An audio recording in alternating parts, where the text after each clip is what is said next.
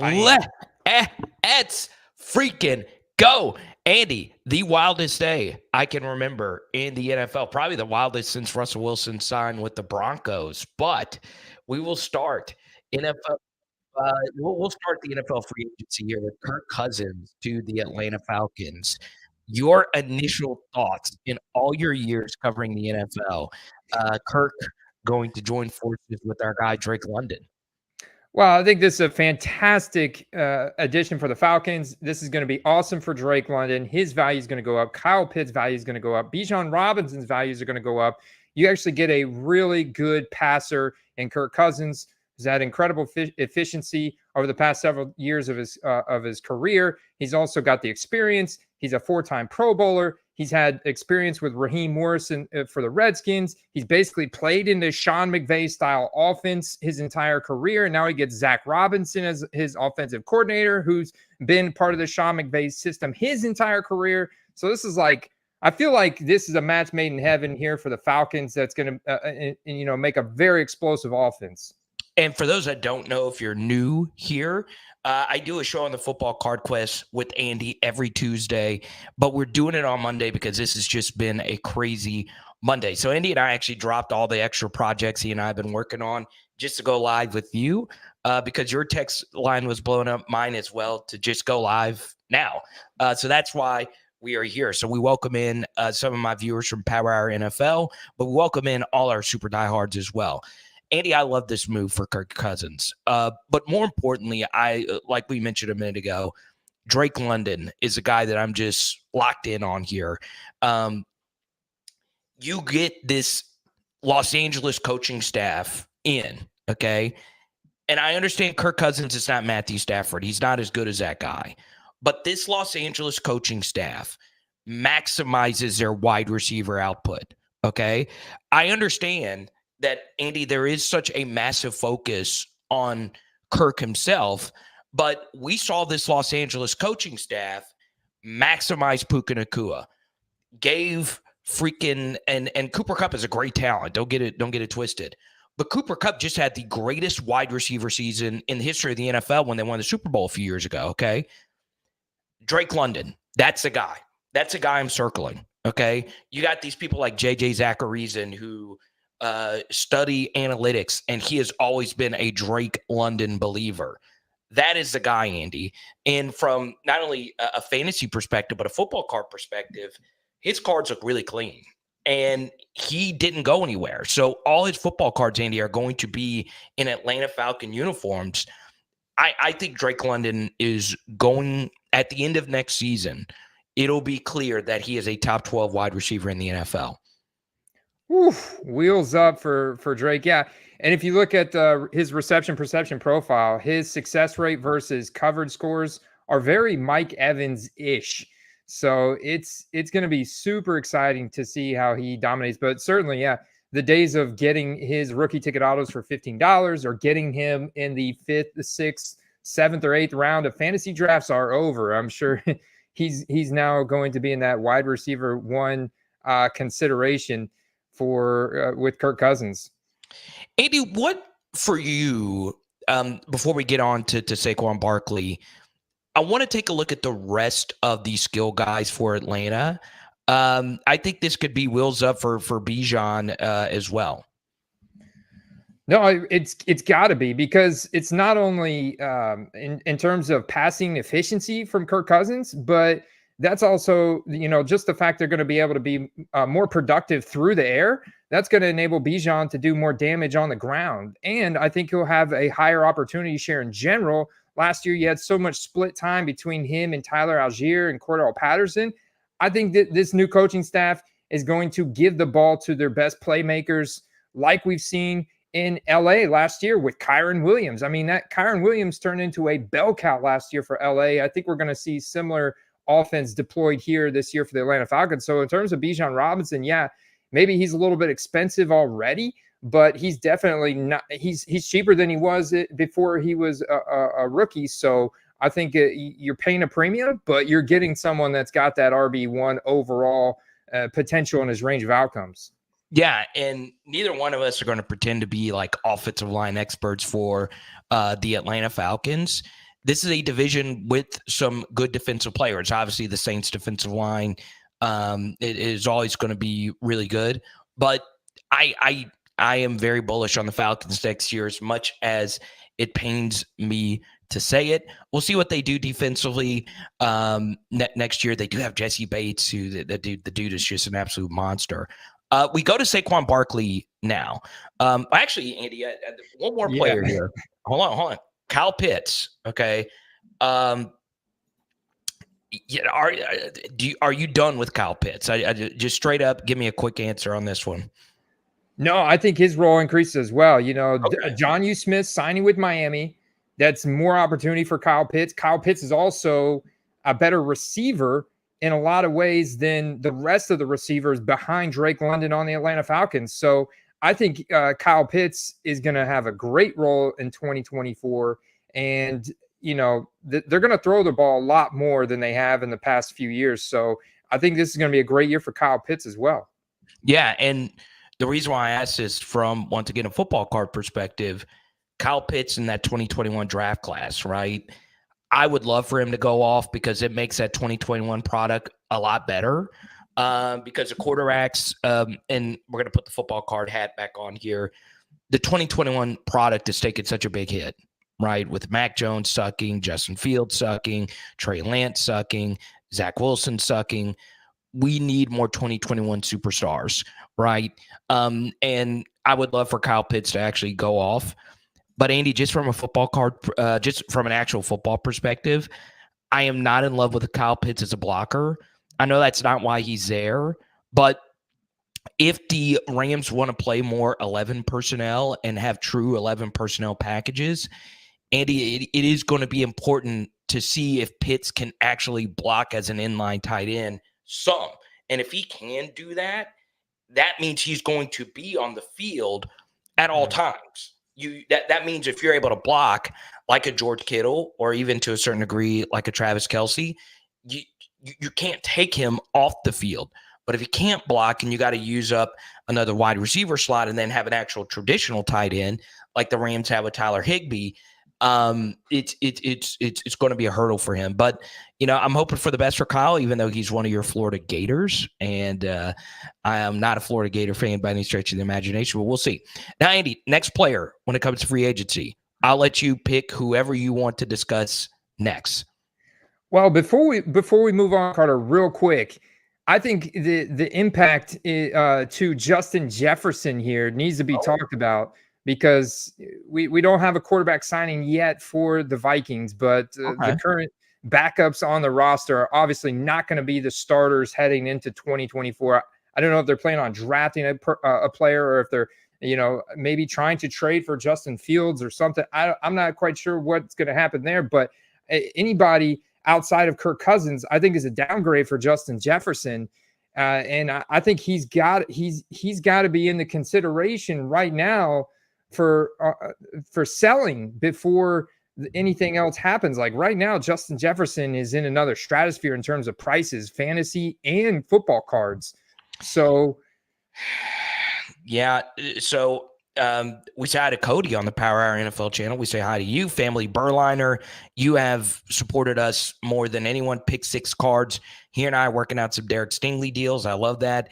Jets Crazy, Vescovi, I appreciate you as well. We'll get to Russell Wilson here in just a second. Here's one thing I'll say about Justin Jefferson.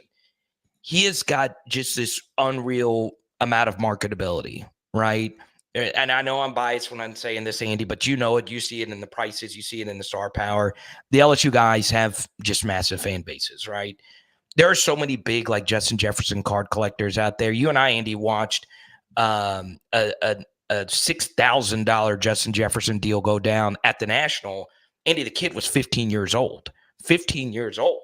I mean, you normally see that with quarterbacks. You normally see that with adults, but these are teenagers dealing out big money for Justin Jefferson cards. So from a card aspect, he's got such a big fan base. He takes all the pictures with all the big rappers and all of that.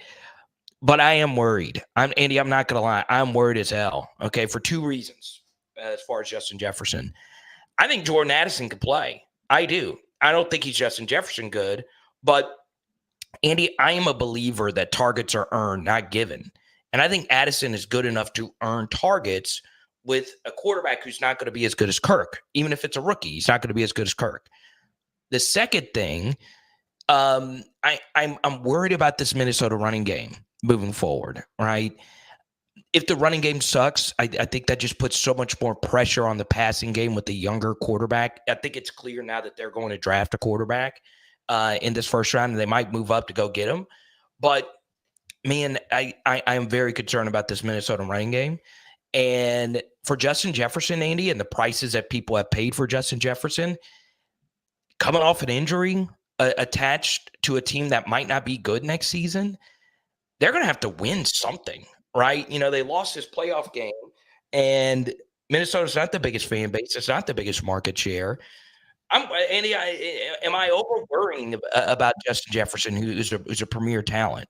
No, I think you should, because let's face it, man, the guy's in his prime, but he is coming off an injury, and now he's facing a definite quarterback downgrade. It's concerning, man. And so you look at from when a player goes in their prime, you know, when they're in this stratosphere of Justin Jefferson, and then they go to, you know, the veteran stages of their career, there's just a big difference there, and they got to do a lot more to generate the same level of hype and demand. So, you know, we get one sour year from Justin Jefferson here, and the quarterback situation is grim. There's a potential situation where his cards don't quite get to the same level they are now. If you got a downtown kaboom, you got the rookie ticket auto Justin Jefferson, I agree 100% hold. But if you got the optic hollow, the prism silver, something a little bit more common that loses value a little quicker when the hype diminishes, I think it's time to sell, because we could be looking at entering a new era for Justin Jefferson's career where the values on those more common cards just don't ever quite get back to where they were or where they are now. Bold take. They're moving them. Ooh.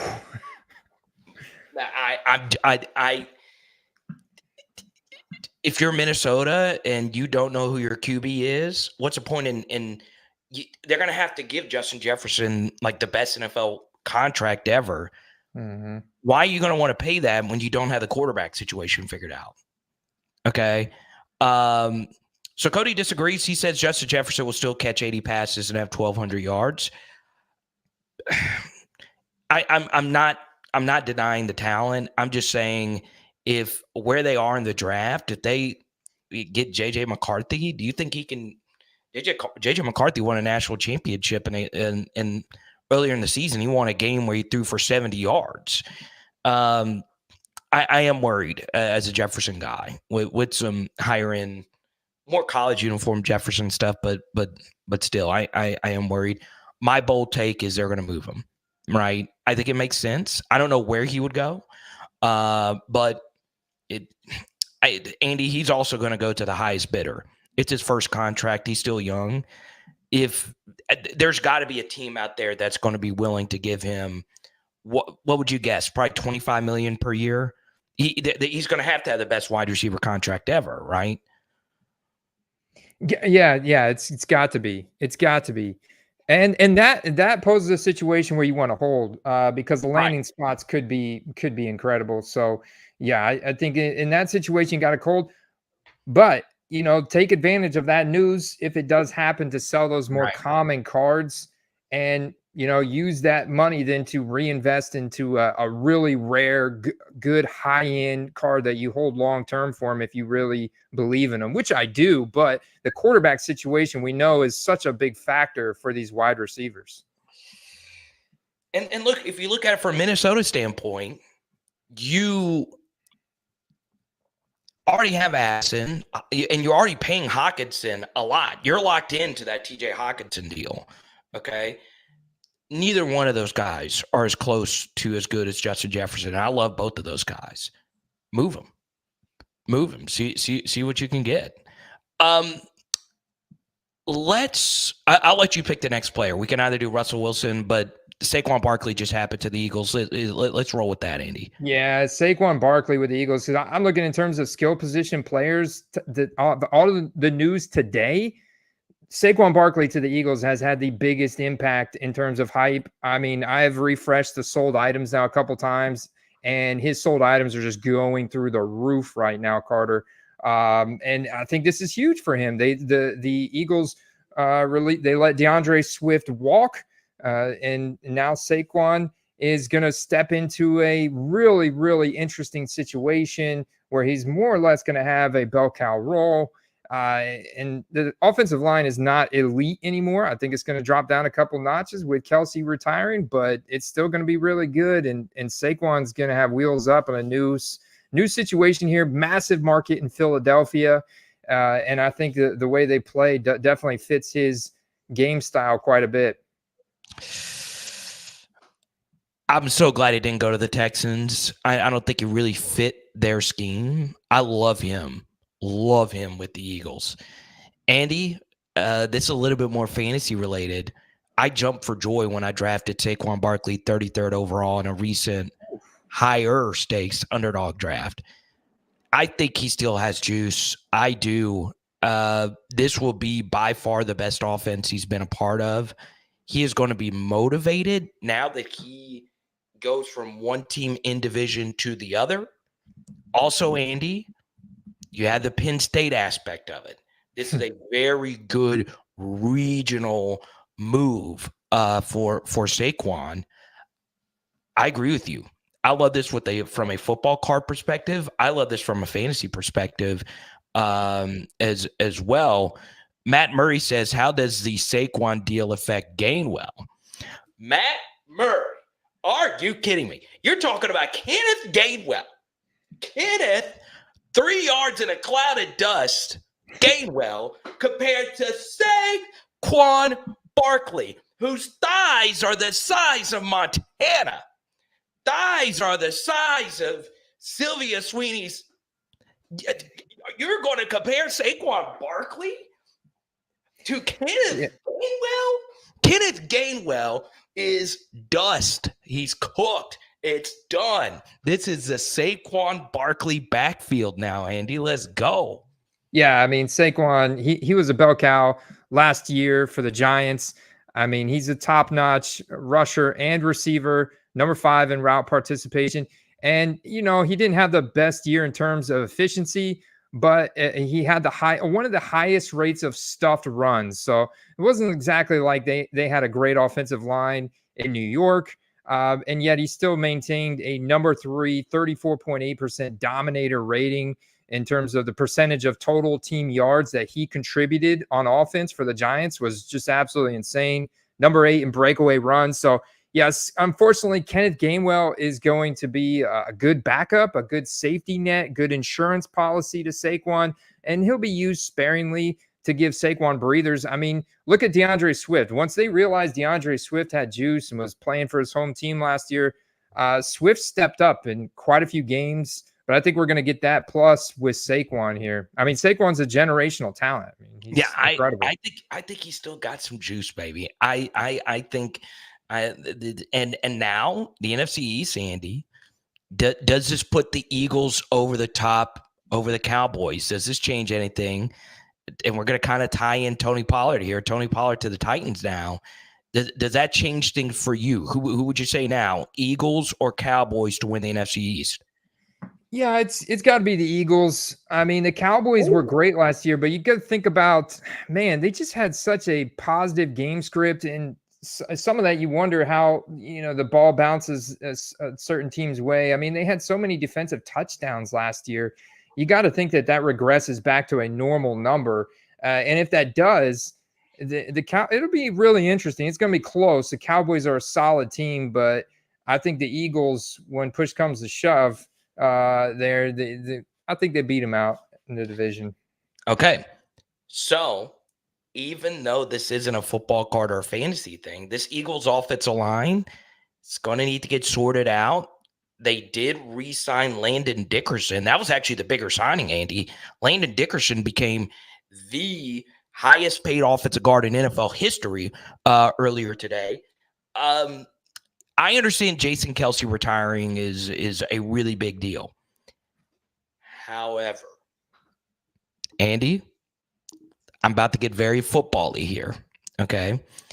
Did you know that this is the deepest center class that the experts have seen in quite some time. I neither one of us are elite offensive line evaluators, okay? But Brandon Thorne, he's a big football card guy. He's also the best offensive line evaluator in sports media right now. You would probably agree with me. This center class is really good. So the Eagles could go get a Cedric Van Pran out of Georgia in third or fourth round. They're cooking. So obviously he's not going to be as good as Jason Kelce. I don't think we'll ever see anyone as good as Jason Kelce. So that center position is going to be very interesting. And this is another reason why I like the Saquon Barkley thing. I think, Andy, after studying this play for years now, the key to the Eagles' tush push was Jason Kelce over Jalen Hurts. Would you agree with that, Andy? Because, what do you think? The key to the tush push, was it Jason Kelce or was it Jalen Hurts? I mean, Jalen Hurts he's a beast, but Jason Kelce gets so low. You watch that thing, man. He gets so low, and he's just like a little bulldozer underneath any defensive lineman. You can't get lower than him. Is literally his head is virtually on the ground, and he just puts all of his back end strength into pushing forward along the ground like a wedge. I mean, so yeah, it's at least 50% or more Kelce and the rest Jalen Hurts. Right. So, and Jalen is a really good rushing quarterback sneak guy. I'm not taking anything away from him. And some of it is Dickerson. Some of it is Mailata and that whole offensive line. Okay. But let's just say, Andy, that the tush push loses some effectiveness, right? If it does lose its effectiveness, who becomes a bigger part of the goal line situation? I almost said DeAndre Swift. Saquon Barkley, baby. I love the move. I really, really, really do. Let's for our guy Cody B. Cody B has super chatted plenty of dollars towards a football card quest in the past, so we appreciate you, Cody B. Andy. Even though this is kind of older news, we'll go for about a minute here. Russell Wilson to the Steelers. Your thoughts? Well, this is good for Russell Wilson because, I mean, the Steelers are an iconic brand. They have a huge fan base. They have a good defense. So I think the Steelers are a great situation.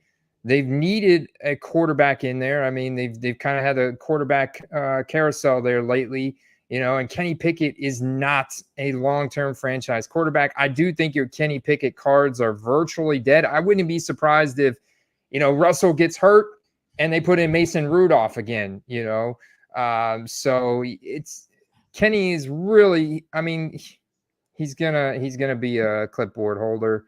I mean, those tiny hands are built perfect for holding clipboards. Oh my God, I love it. I like the move for Russ. He's not really an over the middle thrower. Nate Tice had a good point earlier today that the Arthur Smith offense is over the middle base, so it might not be the absolute best fit. But if the Steelers can get any type of running game going, you could force more teams to play one high coverages. And if you force teams to play more one high, that helps out George Pickens. Okay. Before we get to Pickens, though, Andy, do I think Russ is cooked? A little, as far as playmaking ability is concerned. I will say Russell Wilson last season, Andy, top 5 quarterback in the NFL when it comes to completion percentage over expected. Okay. Top 5 with Josh Allen and a few others.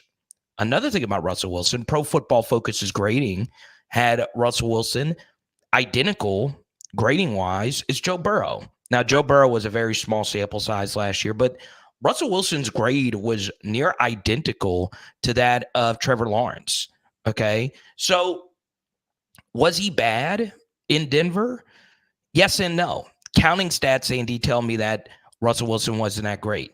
He had 2 300-yard passing games last year, Andy, 2. Sean Payton's play calling protected him. There were some really ugly game scripts there. But guess what, Andy? The game scripts in Pittsburgh are going to be ugly as well with Arthur Smith and the Mike Tomlin brain trust. So I think this was the best fit for him, knowing that they needed some kind of quarterback semblance.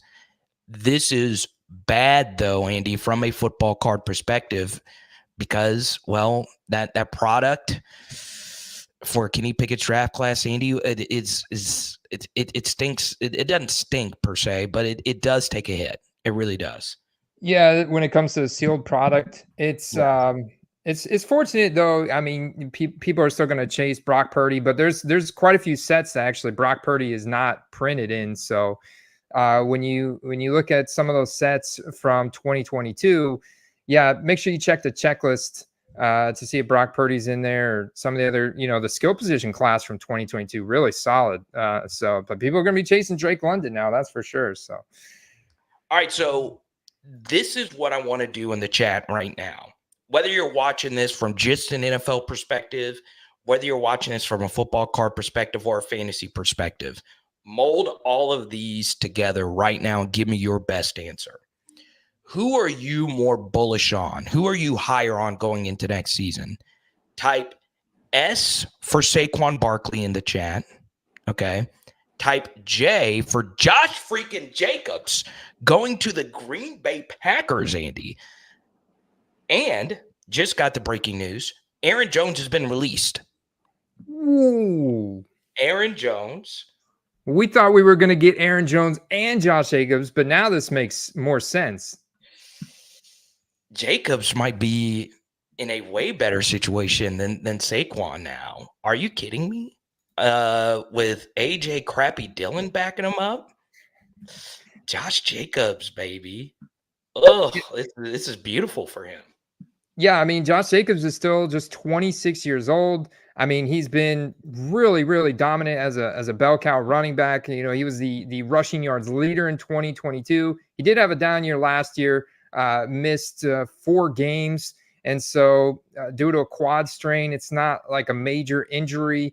But in terms of efficiency, he was in a lot of negative game script. There wasn't a lot of efficiency there, Carter. But I think a lot of that could be chalked up to an anemic Raiders offense, and Antonio Pierce didn't take over till 2/3 of the way through the season.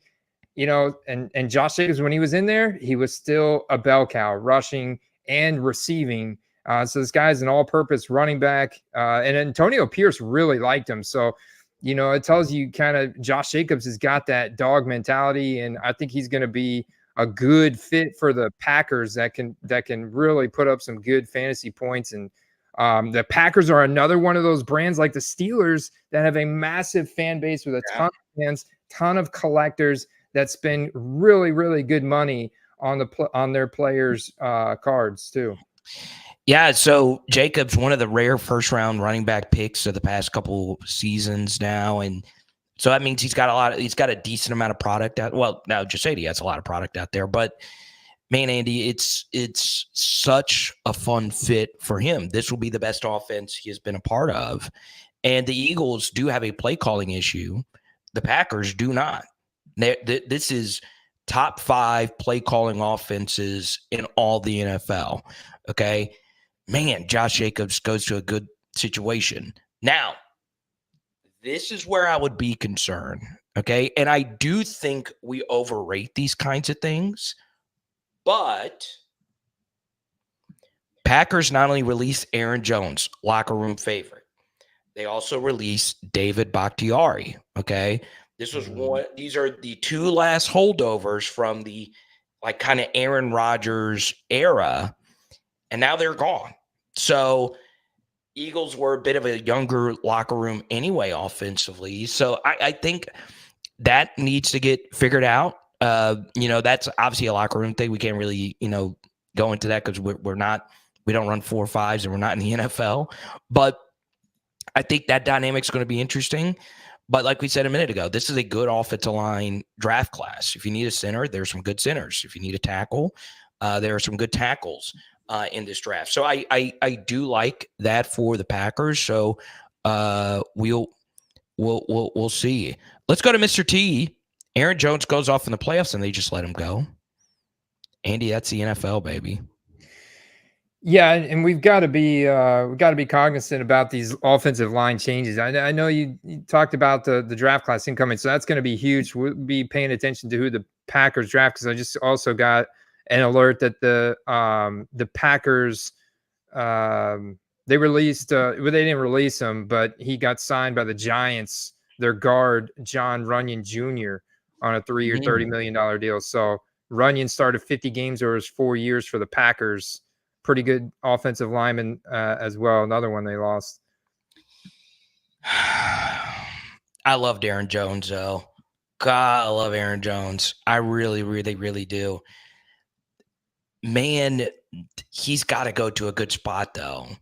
I mean, if I'm Aaron Jones, I mean, God, there are just some teams that he fits in right away with that he can get them over the hump, right? I'll tell you this, okay? This will be a scorching hot take. If I'm the Bengals, Yes, dude, cut Joe Mixon and go get Aaron Jones. I mean, could you imagine him in Cincy? Especially, one of our favorites on this channel, Andy, has been T. Higgins, especially disgruntled T. Higgins wanting a trade. Man, I would love Aaron Jones on the Bengals. I would love anyone other than Joe Mixon on the Bengals, even though they like him. But Andy, your thoughts on Aaron Jones? yeah, he's going to land somewhere as a starter, a primary starter. I could see him being a good fit for a team like the Vikings as well. And that's a division rival, so that could be something almost in a way to spite the Packers. So that's out there, and that's why another reason why I say a guy like Ty Chandler, you got to sell him now on the high. Yeah. I mean, people are overdrafting Ty Chandler, they're overspending on his rookie cards. In the thought that he's going to be their starter. They just lost their quarterback, and now they're probably going to pick up a guy like Aaron Jones here in free agency. I could see it happening, Carter. DeAndre Swift to the Bears. See, this is an interesting one. I get the move from the Bears standpoint, because I know last year they did like to run the ball over expected, but you already got two solid running backs in Khalil Herbert and Roschon Johnson that complement each other nicely. So you add in DeAndre Swift, it's almost like the Bears are planning to run the ball a lot in 2024. It also turns into a little bit of a 2 or 3 headed monster that scares the heck out of me. So I'm not a big fan of the move from, like a value perspective. I have seen people spending more money now on Swift's rookie cards just off of the news. Bears are another iconic brand, big fan base and everything. But I think this is going to be a situation where you want to sell on this news and not really invest in any of these guys now. Yeah, I don't think the Bears are going to be good next season. Unless Caleb is CJ Stroud out of the womb, which could happen, but I don't think that. I really don't. I'm not the biggest Roschon Johnson guy, to be honest, Andy, but I would have rolled the dice with Herbert and Johnson and just drafted another guy. What today also tells me, before we get into Tony Pollard here, I think the NFL evaluators, with the money that they are paying backs that weren't good last season, is that they believe this rookie running back class sucks. Okay? I slightly agree with them. I really do. That obviously, Andy, what did I tell you a few weeks ago? Who was the running back that you should buy? Do you remember the college? Audric Estime. Okay, Estime. But my play of the week was Jalen Wright. Okay.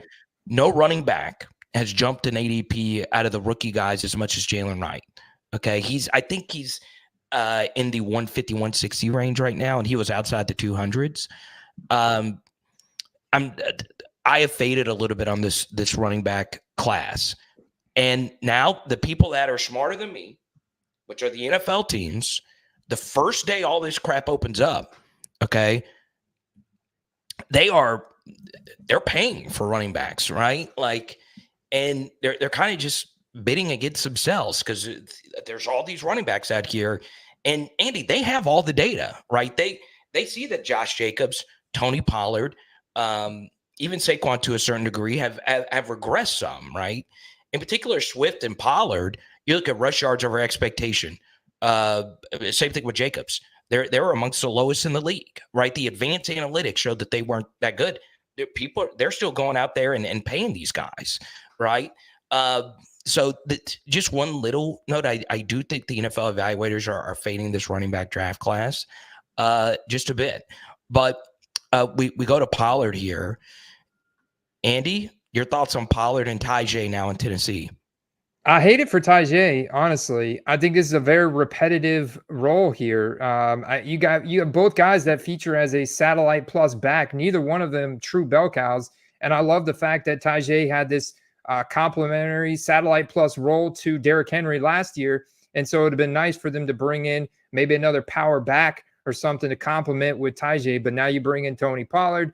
They're very much overlapping. So if anything, this is going to be maybe an opportunity for Tajay to, given a 50-50 split here, prove himself that he should earn more opportunity. We'll get to really see if Tony Pollard is juiced because he'll be gassed, I should say. He'll be a full year removed from his leg injury. And if that was affecting his efficiency last year, then we'll get to see if that is the case in 2024.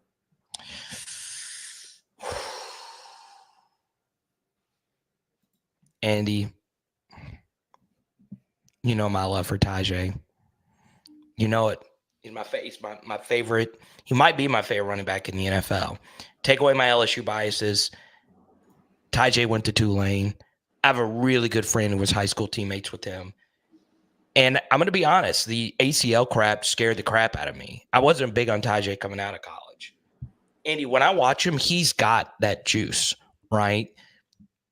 Today sucked for me because I like Tajay a lot, but I'm also looking at it the other way around. You and I got in a pretty big argument before this. You think Tony Pollard is still good?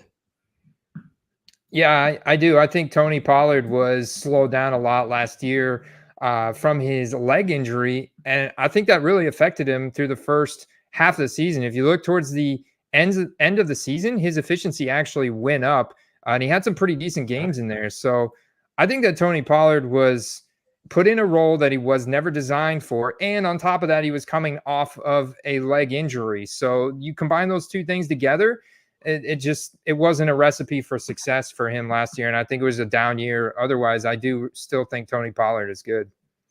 Yeah, so I sold. I used to have a decent Tony Pollard collection. I sold quite a bit going into the 49ers championship game a few years ago in the playoffs.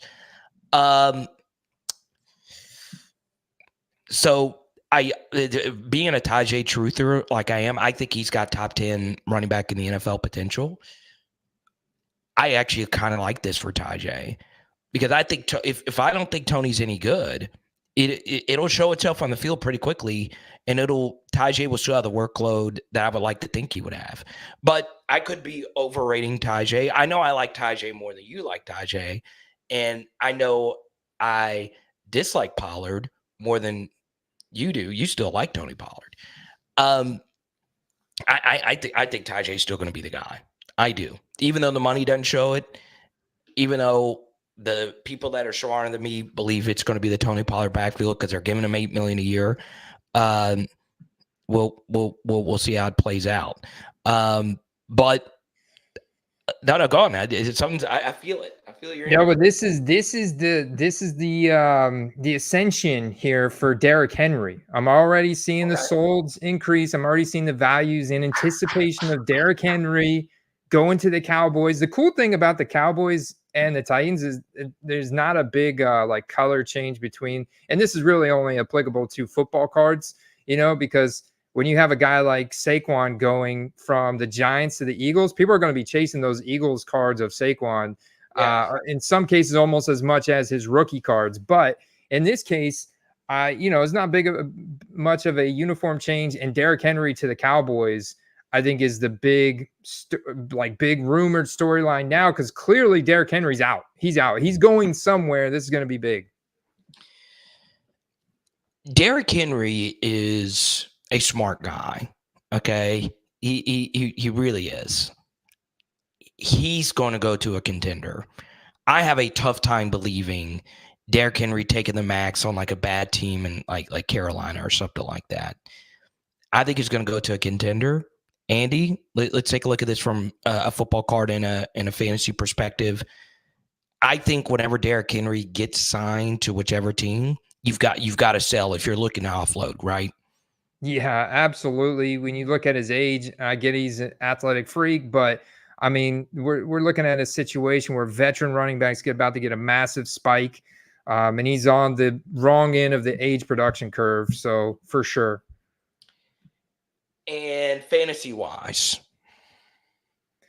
I think this is good for Derrick Henry. I mean, I gotta think he's gonna go somewhere where he puts up double-digit touchdowns like he's accustomed to.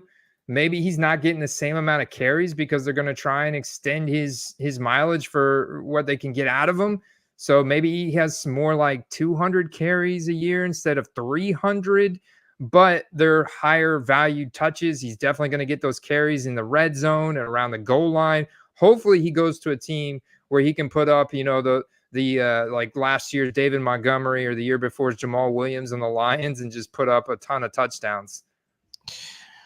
One final thing here on Derrick Henry. Okay, so yes, he won the Heisman Trophy. Yes, I mean he's just an all-time great. I am not certain he's a Hall of Fame lock. I'm not. I'm just gonna say I'm not certain. Okay, I think he does get in though. I think he kind of sort of has to get in, but I'm not locking him in for that. And that's kind of important when it comes to football cards, right? Because if you're holding some Derrick Henry stuff and you're a big collector, sure, hold on to it for forever. But I highly recommend you go look at Adrian Peterson's prices. I highly recommend you go look at LaDainian Tomlinson's prices. Derrick Henry will never get to that status. It's impossible at this point. So you look at their stuff. Their stuff is like relatively affordable compared to other positions. So from a football card standpoint, I think you need to sell on this Henry news wherever he signs it. It's going to be to a contender. And more than likely, Andy, it's going to be to a contender with a way larger fan base than the Tennessee Titans. If it's an interdivisional contender, it could be the Houston Texans, which SAQUON wanted to go play with them. They need a better running back, a power back in their arsenal. That would be big if Derrick Henry, because that whole CJ Stroud situation right now is super hyped up. He's arguably one of the most hyped quarterbacks in the market besides Patrick Mahomes. After what he did in his rookie year, you ask T. Higgins who he want to play with. What CJ did his rookie year is awesome. So I think if Derrick Henry goes to the Texans, that's a massive spike as well. That would be a great time to sell. All right, we'll get to the most disgruntled NFL player that let his intentions know. But first, a little tease here. I want to shout out our friends at nooffseason.com, CGC Cards, for their support of the Football Card Quest. If you want to support Andy, patreon.com/footballcards. Also, we'll be live here for we'll keep going. But if you want your free agency, fantasy, or football card question answered immediately, please super chat. If you super chat, we'll go straight to your question, your take, or whatever. Also, we are simulcasting on Power Hour NFL. I'm close to 1,000 subscribers. Please go subscribe because, Andy, I'm not bragging. I'm just sharing the facts. I've lost over $1,000 in ad revenue because I didn't have 1,000 subscribers because I've had some videos really pop off there. So please go subscribe. It's free, and once it helps me make you guys know the rest. Okay. T. Higgins, Andy, your reaction to the Adam Schefter report that he is disgruntled and wants to go somewhere and sign a long-term deal?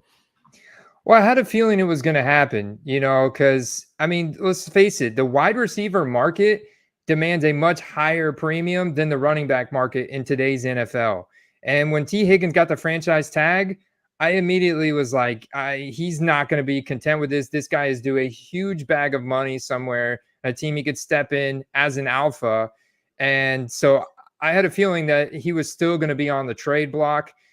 potentially one of these draft night blockbuster trades, or I was someone that's traded here this week, as he's already requested a trade, and so now T. Higgins is seeking to get out of Cincinnati.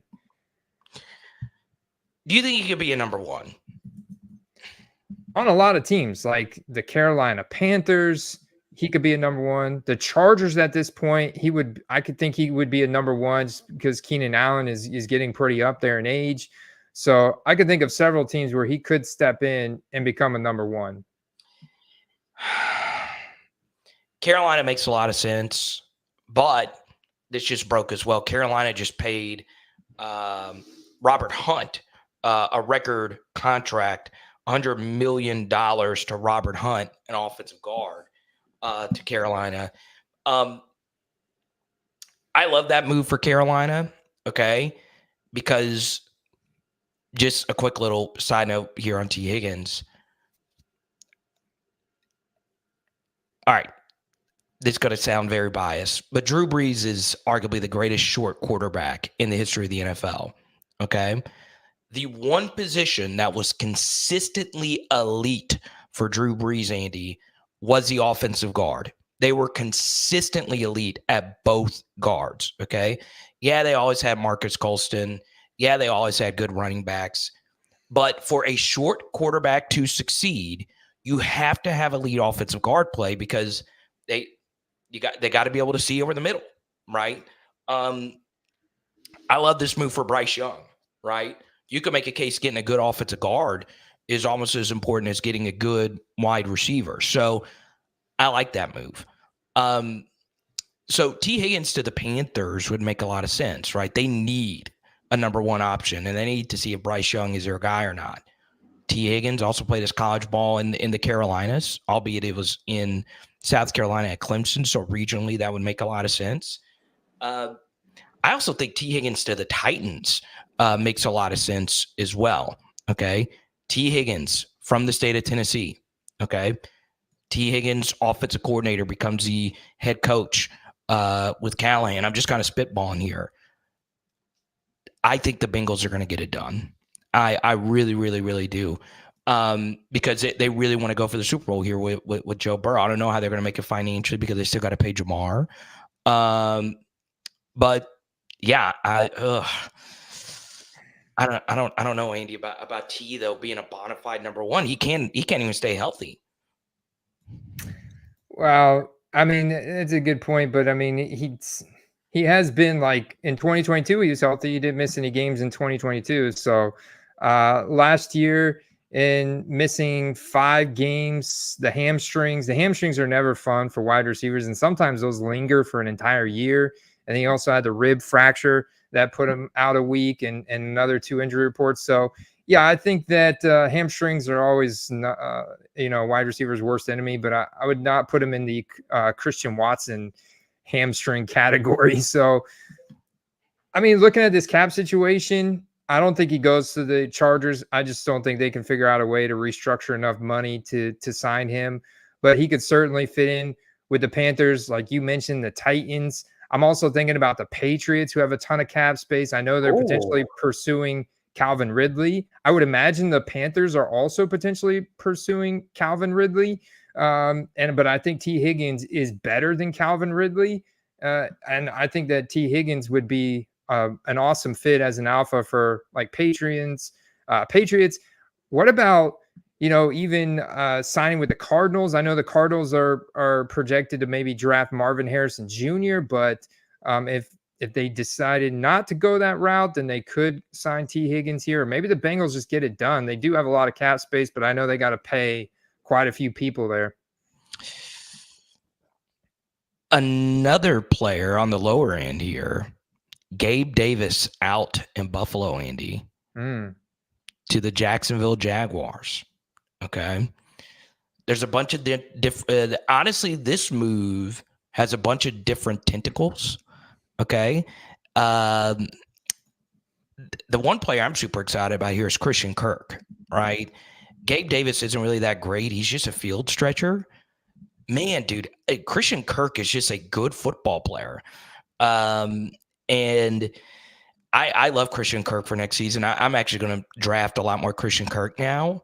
He's got a good rapport with Trevor Lawrence. But Andy, your thoughts on Gabe Davis to the Jaguars? And you can go to pretty much any different direction you want to here. Okay.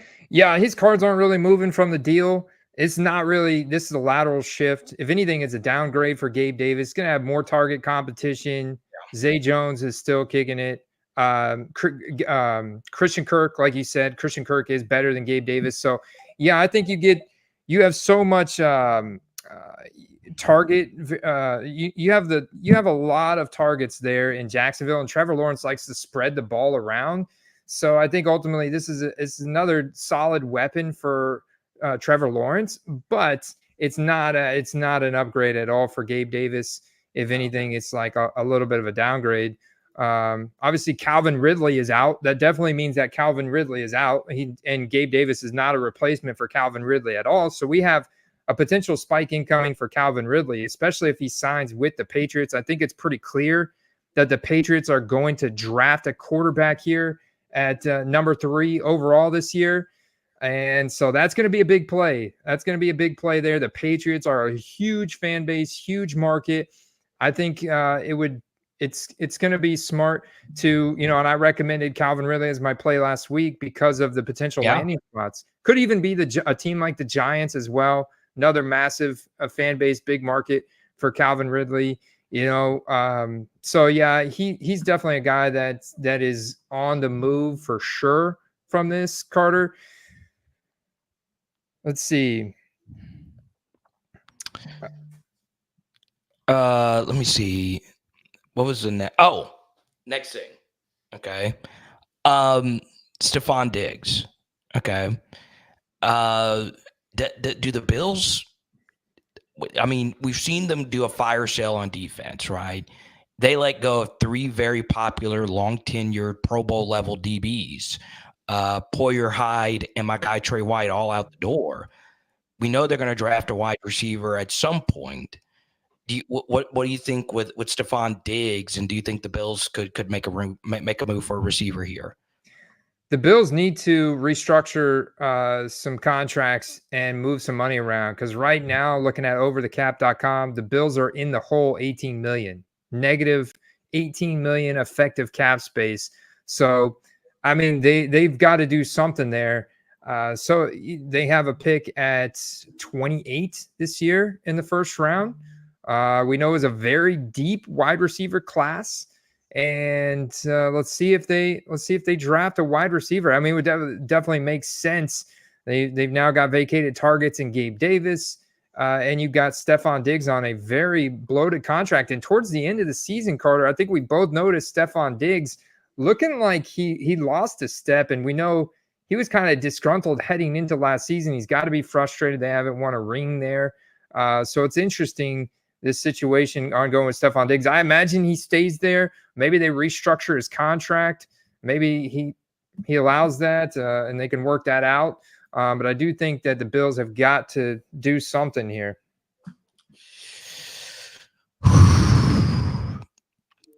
I will say one thing on this, because I know that this will start a firestorm in the chat.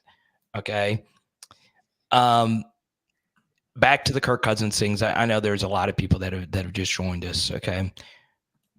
The Falcons should have just made the move for Lamar Jackson. I still can't believe it.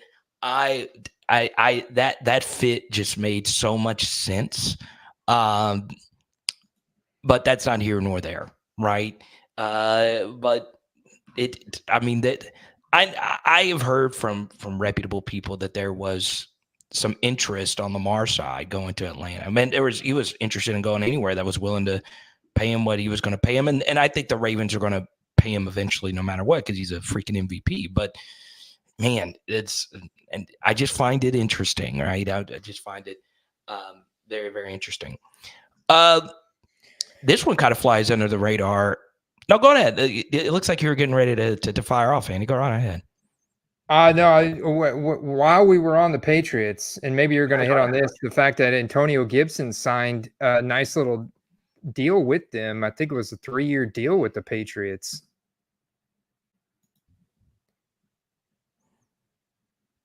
Three-year deal with the Patriots. And I think this Okay. frees him from being, locked up there in Washington. This is a massive upgrade for Antonio Gibson here, where he can like properly be featured. I think this is going to be a fresh start, and he's not going to have any of that baggage from Washington. This is exciting for Antonio Gibson here, the Patriots. I do like it. I just needed him out of that Washington backfield. Needed a fresh start. He is a very special receiving back. Ramadre's still there, and I've mostly stayed away from Madre, but man, Antonio Gibson could play. I still believe it.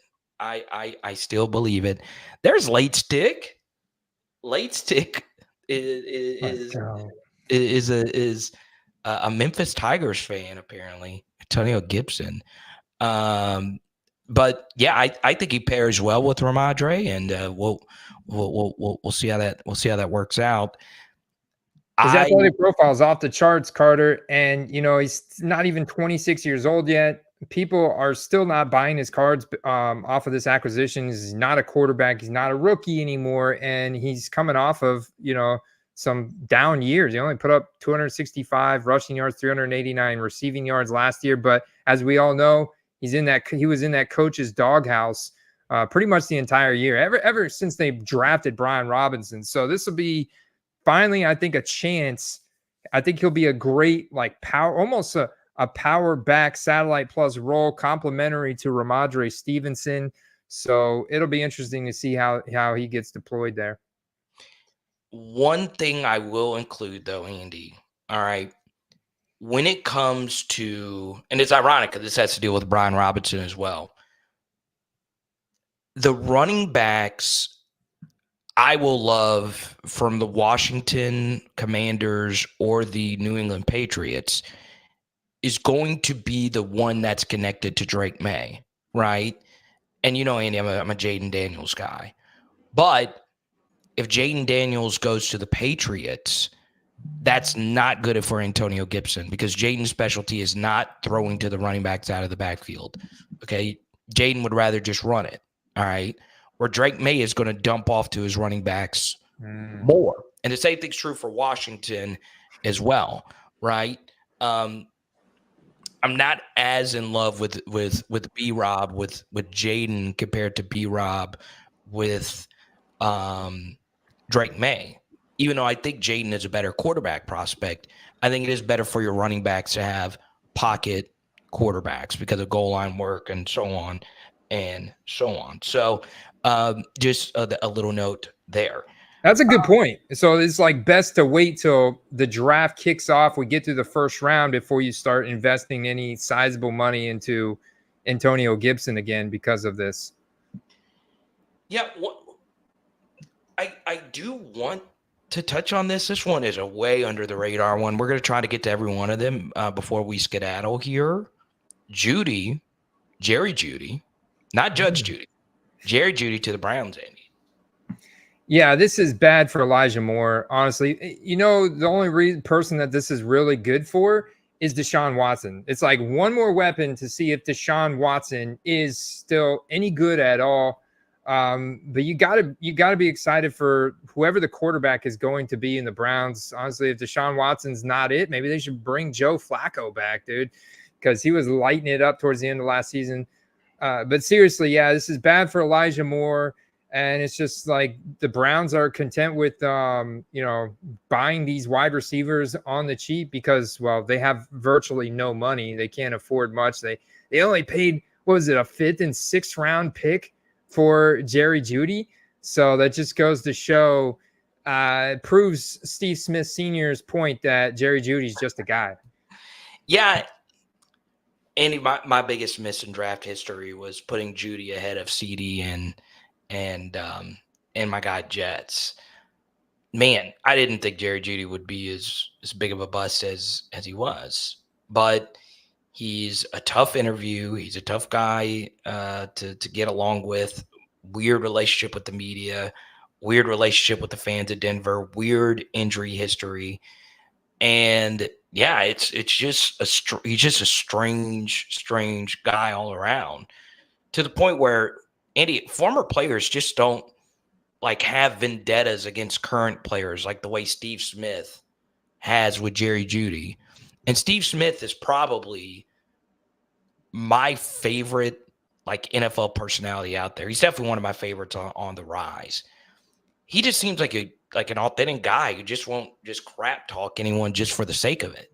And the fact that he did that was like a major red flag. I'm just totally done with Jerry Jeudy. And I say all that ironically, Andy. Jerry Jeudy was one of my biggest flips. I bought some of his National Treasures, like rookie. The Russell Wilson news happened, sold all of them, right? I'm just out on Jeudy, but I do like the move for the Browns to get first-round draft capital and a guy with a really nice athletic profile for like a 5th or 6th round pick. But, man, just a weird team, the Browns. Let me ask you this, Andy. Are you out totally on Deshaun Watson? No, not totally. I can't be, because the Browns have a great coaching staff, great offensive lines. They got all the weapons. He should be able to succeed there in Cleveland. We saw glimpses of it. So I'm not out totally, from just a performance standpoint. I mean, this is a team that could win. We saw how good the defense was last year. They made a really deep run. So yeah, I mean, I'm not out totally on him, but I still don't like I feel like so many people bought into Deshaun Watson back in 2020.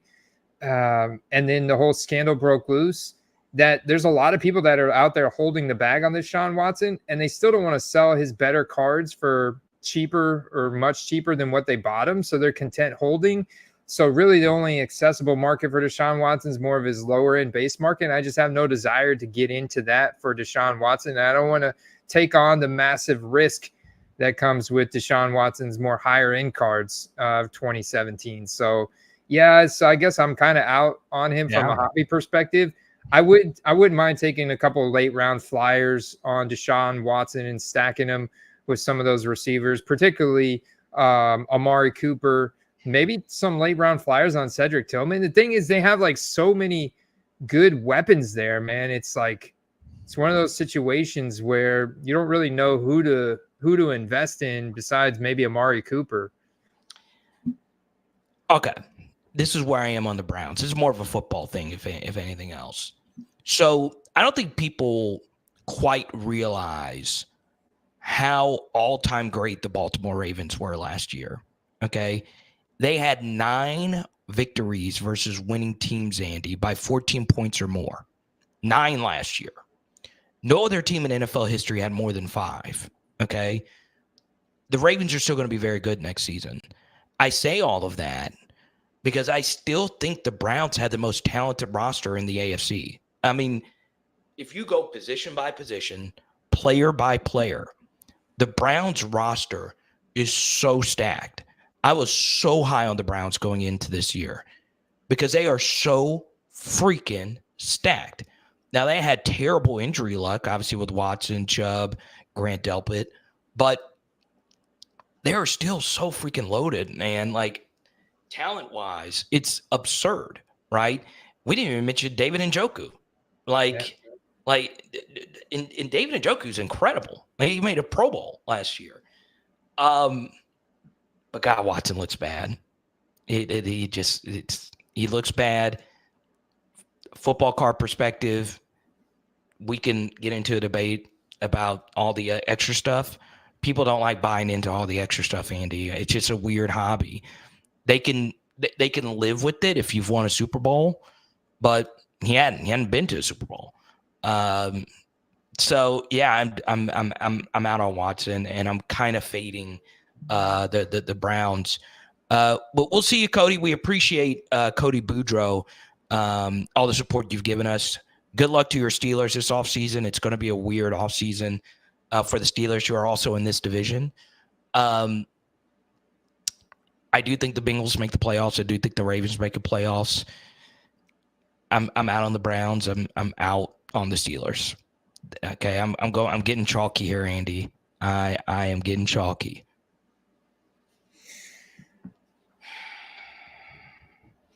Yeah, so I'm I'm looking at these other some of these other deals that we've already seen happen. Michael Pittman Jr. got paid by the Colts, 3 years, $70 million deal. Top 10. He's now top 10 paid, highest paid wide receiver.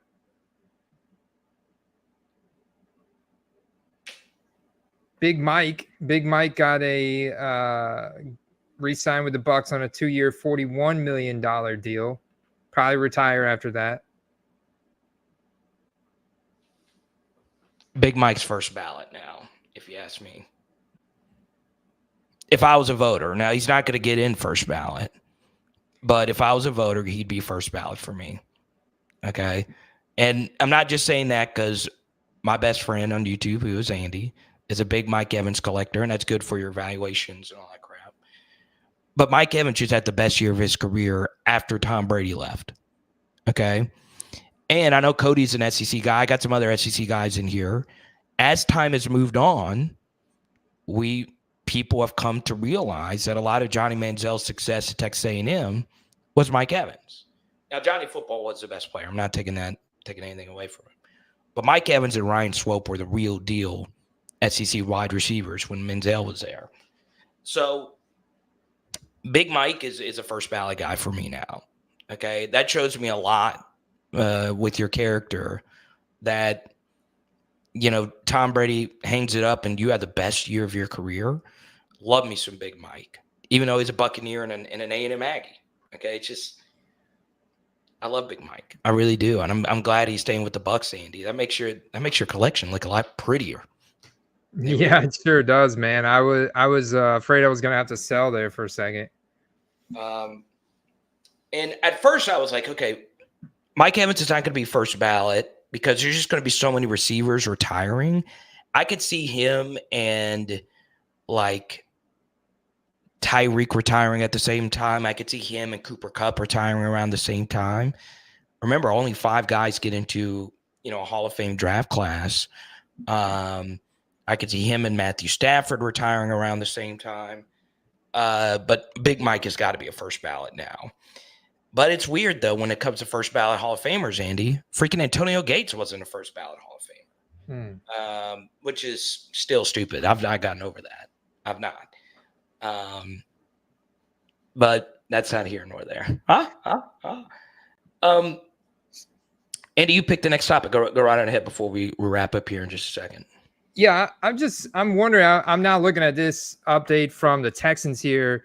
They signed cornerback Jeff Okudah to a 1-year, $4.75 million deal. They now have a pair of former number 3 overall picks with Derek Stingley and Okudah. And this is another notch in the defensive belt of Houston. And, you know, they were the surprising team to take over the AFC South last year, steal it right away from the Jacksonville Jaguars.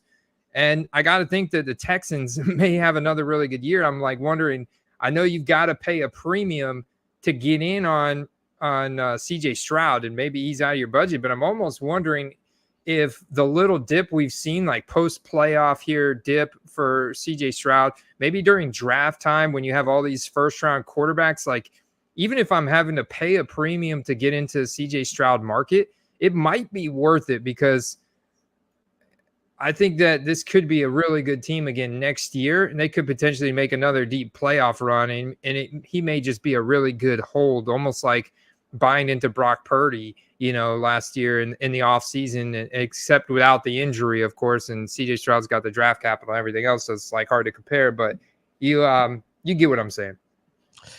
All right, so let's discuss CJ and a buying opportunity here, okay? Because Andy, you know, you're not the high-end quarterback guy. That's not what you build your collection around. And I commend you. Okay, I really do. 2023 Prism looks really nice. Obviously, his autos aren't in the product. Let me ask you this, Andy. Do you think CJ Stroud is a Joe Burrow level player? It's going to be close, man. It's gonna be close. Like, I don't want to, you are like, look at the S2 cognition scores. Okay, I think there's a difference there between Joe Burrow and CJ Stroud. Even though that benefits my guy, that doesn't mean shit. That don't mean anything. But on the field, I mean, CJ was clutch, and he made a lot of big boy throws in the intermediate and deep sectors of the field that were very accurate and perfectly timed, man. Set his guys up. I love this combination of coaching and players that they have in Houston right now. And so I like that. I like that a little bit better. I'm not a big Zach Taylor fan in Cincinnati. And, I obviously CJ doesn't have the same injury history that Joe Burrow now has. Agreed. And this is something that I've struggled with, Andy. I'll be honest. I still think Burrow is better. I still think Burrow's the second best quarterback in the NFL behind Mahomes. That could be biased speaking. It probably is. Most people would have Allen, Lamar. Some have Herbert ahead of Burrow.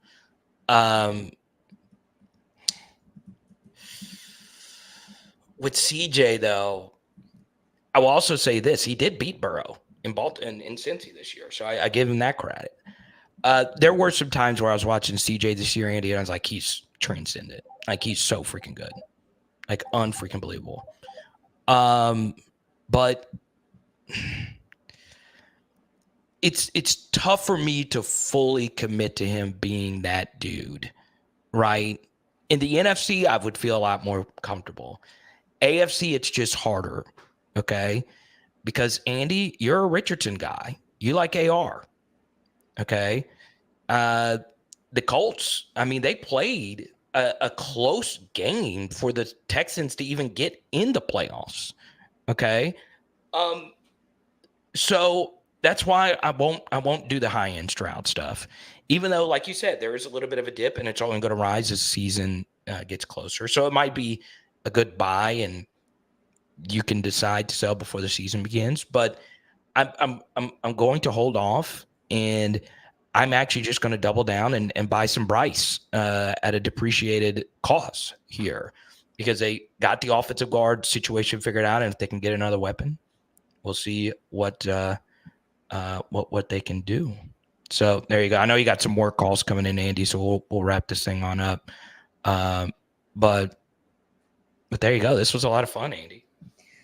Yeah, it was a lot of fun. And there's also a lot of reading between the lines here and kind of making moves based off that too. I mean, we know Tua's prices have kind of dipped a little bit, but they're still at like starting quarterback. He's made the playoffs last couple of years, type prices. And they've lost a lot of players. And now they've just lost, arguably an all-pro guard. I mean, this is a pretty big hit again to the Dolphins.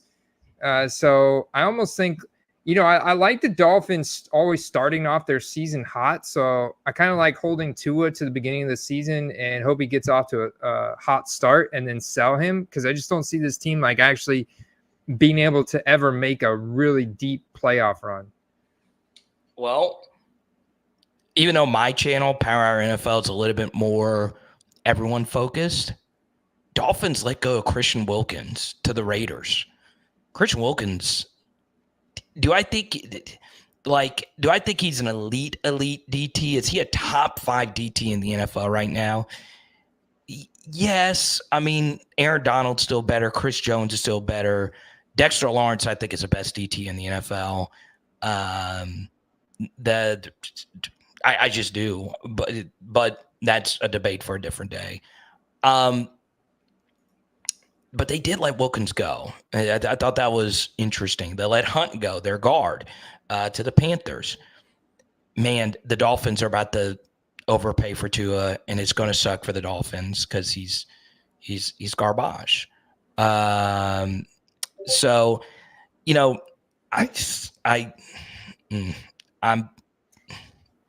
it's weird. It's a weird situation in Miami. Very, very, very weird, Andy. Whoa. Our buddy Parker that did the how to ship high-end sports cards video is going to be potentially pretty upset about this latest one, man. Xavier McKinney just signed a 4-year, $68 million contract with division rival Green Bay Packers.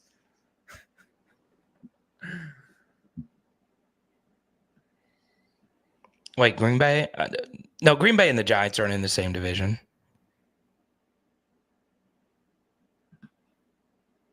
Are they? Oh, NFC East. My bad. Yeah, no, okay. NFC.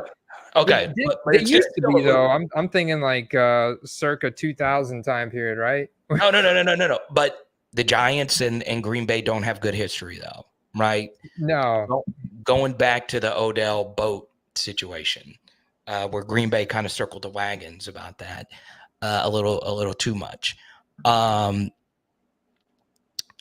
to Late Stick's point, okay, and this is just true, okay. Tua has provided more profitable buy low, sell high opportunities than any of the quarterbacks in the 2020 draft. So from a sports card perspective, Tua has had multiple dips. Actually, Andy, we didn't play our opening. So if this is your first time watching, you can actually go back to our last week episode. Our opening little montage is you calling Tua the buying opportunity, where it's zooming in and you could see the rookie ticket auto values. So it's a little bit different from a football card perspective. That's a good point, Late Stick. Yeah, Tua's a good flip guy, man, because his prices get so low and then they spike back up when they go off crazy, you know. He's just not one of those guys you really want to hold long term. I don't think he's a long term. He's like a running back, quarterback, you know, in terms of the hobby. You know, he's just going to buy him and flip him. Yeah, and garbage is a strong word. I don't think he's that. He's good, but you would think he was Mac Jones if he wasn't connected to Mike McDaniel and the best wide receiver of the past 10 years, you know, and we're not even talking about Jalen Waddle and what he's done for Tua. So I just don't think he's that good. I really don't. I really, really, really don't.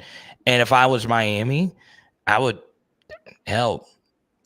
go get a QB on the cheap, draft Bo Nix, do something. I just am not paying Tua what they're going to pay him, which I think is going to be a massive, massive, massive mistake. Andy, I do want to shout out Joe Garza. This is, you know, what we're looking for with the sports card community, right? We want to meet all you guys. And just a few weeks ago, I went to a Shreveport card show and set up, and Joel Garza made the drive from Houston and drove all the way from Houston to buy my favorite patch auto in my collection. And I was happy to sell it to Joel. Joel, it was good to meet you. I really do appreciate you. I haven't been able to live and tell you this. That's what it's all about, man. And I wanted to sell the card to someone that really would enjoy it. I am upgrading my collection, so and DJ equipment for my DJ business. But Joel, I appreciate you. Appreciate how kind you were, and thank you. Thanks. I love doing deals with people in here because it's a little bit more reliable, and it was in person. So there you go. I appreciate you, Joel. I really do. So there you go. But Andy, I think that'll just about do it for us. I'll let you get your final thoughts in here, man. Yeah, I appreciate it for everybody tuning in today. There's been a flurry of activity. Carter, this has been a really fun live stream. It's super exciting time right now, and you guys can see why free agency is such a big football card selling time, because a lot of people get excited about these news blips and not, you know, they just impulsively go on eBay and buy. You know, what the news stories that are releasing today, some of them are going to have a big impact, but other ones are actually going to change again by time we get closer to the season. So that's why it's you don't necessarily want to rush out and make those hasty decisions, but that's where you want to be on the selling end of them right now. Yeah, so let's go to Matt's comment. This actually just broke. Singletary to New York. Devin Singletary to the New York Giants. So Derrick Henry to the Texans is probably going to happen now. They're bringing in somebody. Yeah. Aaron Jones, Derrick Henry. It's got to happen. It's got to. But we do have to go. Andy's got work stuff. Yeah. But we appreciate everyone on the Power Hour NFL side of things. Please hit the subscribe button. But once again, we want to thank our partners, nooffseason.com. They were the reason why we were able to go live today. We appreciate nooffseason.com. Appreciate our friends at CGC Cards. Andy, you got a lot of content coming up because you just visited the guys at CGC. Great. I said card, CGC grading. Yeah, stay tuned for that content coming out this week with head grader Andy Broom. He's been grading cards since 1999. He's literally survived, 2 now sports card bubbles, and fascinating wealth of knowledge there. Really exciting tour of the facility. Great company. Excited for that. Yeah, and if you want, join our Football Card Patreon. But in the comment section below, let us know your thoughts on this free agency show. We did it a little bit different. We'll be back next week with Hobby Tip of the Week and Play of the Week. There are so many hobby tips and plays mixed in there. I know you guys look forward to those segments, but this was just free agency news. So we just stuck with that. So we'll be back to our normal format next week. Okay. But until next week, guys, peace. Boom. Peace.